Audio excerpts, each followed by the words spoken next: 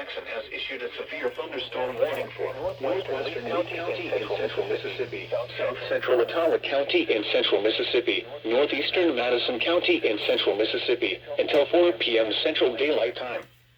At 3 p.m. Central Daylight Time, a severe thunderstorm was located near Town, or 14 miles northwest of Carthage, moving west at 10 miles per hour. Hazard, 60 miles per hour with gusts and quarter-size hail. Source, radar indicated.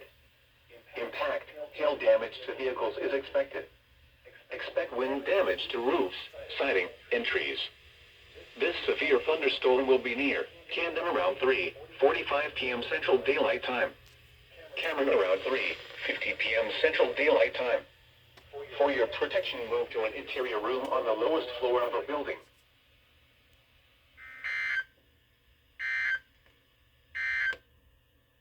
The National Weather